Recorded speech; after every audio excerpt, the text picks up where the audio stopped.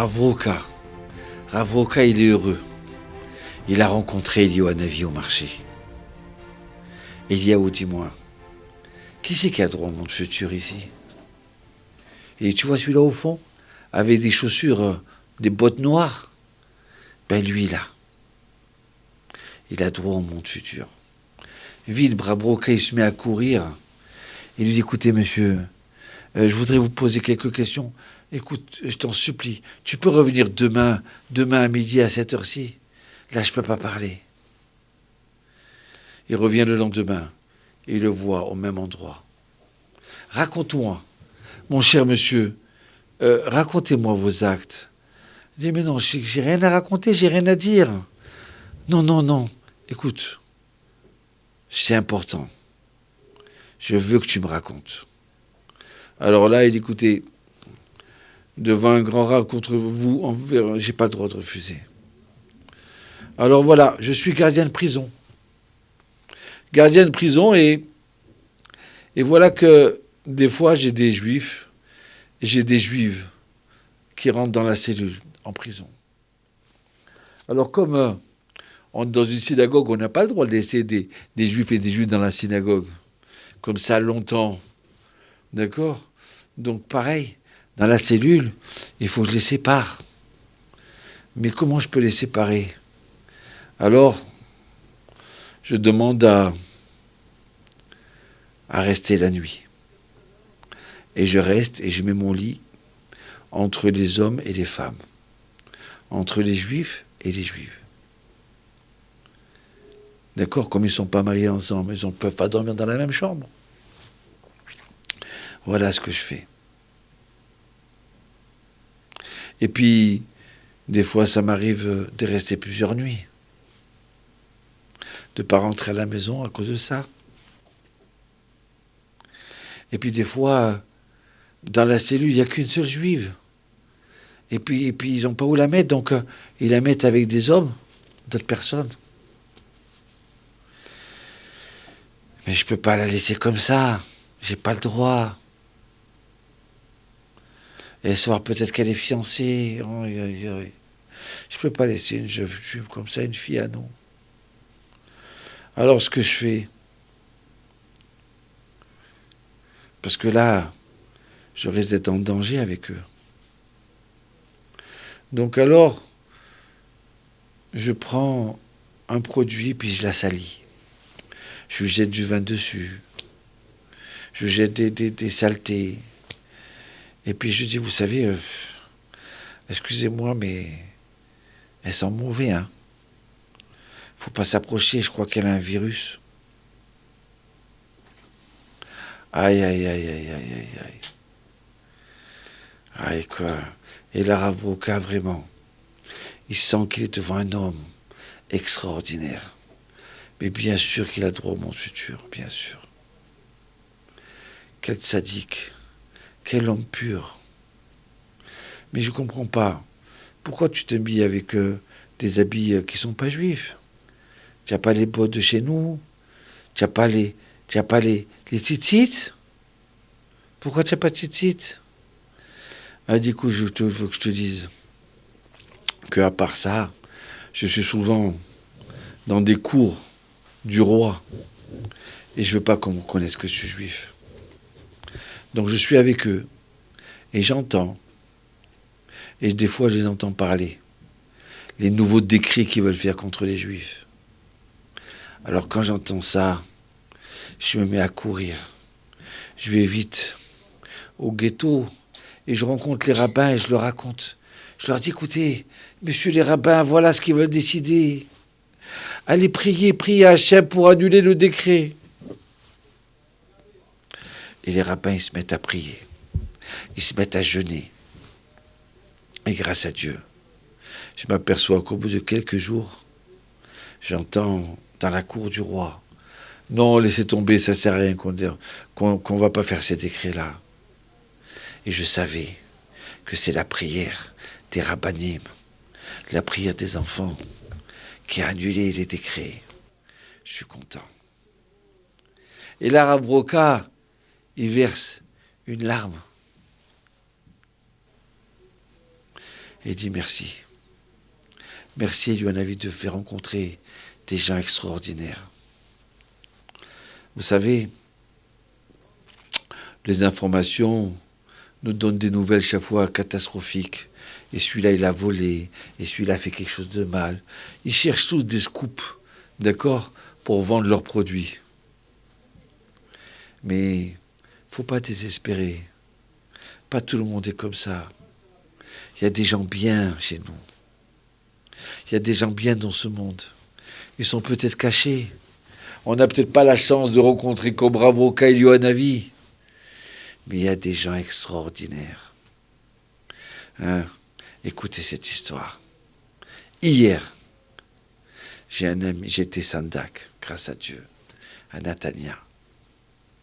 Et là, j'ai fait le repas chez des gens. Parce que, comme il y avait, où j'étais Sandak, ils devaient rester en quarantaine. Pas parce qu'ils étaient malades, ils étaient en bonne santé. Donc j'ai fait la Siouda, le repas, dans une autre famille. Que Dieu fasse qu'elle se marie, si Dieu veut. Et là, il y a un monsieur qui me raconte, Franck. Il me dit, écoutez, vous ne savez pas voir comme le peuple israélien est extraordinaire. Moi, je prends... Aïe, aïe, aïe, écoutez ça, écoutez. J'ai un camion parce que je fais les marchés. Donc je vends des chaussures dans les marchés. Bon, maintenant, depuis quelques mois, il n'y a pas de travail. Hein. C'est tout fermé, c'est le confinement et tout ça. Et voilà qu'on me téléphone et qu'on me dit, tu sais, à Jérusalem, à Arhoma, il y a une famille qui ont besoin d'un canapé. Et moi, j'ai un canapé, mais il faut la ramener de Natania jusqu'à Jérusalem. Alors il dit, bon, tu sais, moi, je vais la ramener, mais le seul jour que je peux, c'est samedi soir. C'est le seul moment où je peux aller. Je m'en vais de bonne heure. Shabbat, il sort à 5h30. À 6h, je m'en vais. Je m'en vais à 6h, comme ça, je peux revenir à 1h30 aller, 1h30 retour. Ça fait 3 heures. Et puis, je m'aperçois que le fauteuil, il est un peu lourd. Donc, je prends mon fils avec moi. Comme ça, je rentre à 9h. Je vais dormir. Et comme ça, je peux me lever à 3h du matin pour partir à Jérusalem, pour faire le marché. Alors, je me dis, mais tu aurais dû dormir chez moi. Non, il faut que je rentre à la maison, Rav. Il faut que je prenne la marchandise, remplir le camion. Alors, je m'en vais comme ça à 6h du soir, après Shabbat. Et je m'arrête pour prendre l'essence. Et voilà que, 1 kilomètre après de la pompe à essence, en plein Natania, j'ai le camion qui commence à tousser. Et hop, il démarre plus. Ouais, mais qu'est-ce qui se passe là? Ils entendent le fauteuil. Alors, la personne dit, attends. Ouais, j'ai mélangé. J'ai pris de l'essence, du super au lieu de prendre du gasoil, du diesel. Ouais, je me suis trompé. Oi, mais j'ai pas de chance, moi. Hein. Moi, je voulais faire une mitzvah. Et pourquoi Hachem me fait ça? Moi, je voulais faire une mitzvah, je la fais pas. Et puis tant pis. Et puis voilà, maintenant, je suis bloqué. J'appelle mon mécano, il me répond pas. Alors voilà, il est maintenant 6h30 du soir et je suis bloqué. Hachem, il veut pas que je la fasse pas, je fais pas la mitzvah. Non, chas shalom. Je vous explique juste comment une autre personne, elle aurait réagi. Mais lui, Franck, il pense pas à ça du tout. Il me dit, mais le mécano ne répond pas. Il faut que je le ramène. Les pauvres, ils attendent ça avec impatience. C'est le seul jour où ils sont libres et moi, je suis libre. Et puis d'un seul coup, il dit, Hachem, donne-moi cette mitzvah-là. Il pleure pas. Il se plaint pas du tout. Au contraire. Et puis d'un seul coup, il dit, mais il y a Didim. Il y a une organisation de tzadikim, des juifs religieux, des rabbanim, qui sont là, que dès qu'on a un pneu crevé, ou dès qu'on a un problème, on les appelle. Et ils viennent gratuitement. Ils font 5 km, 10 km. Alors j'appelle.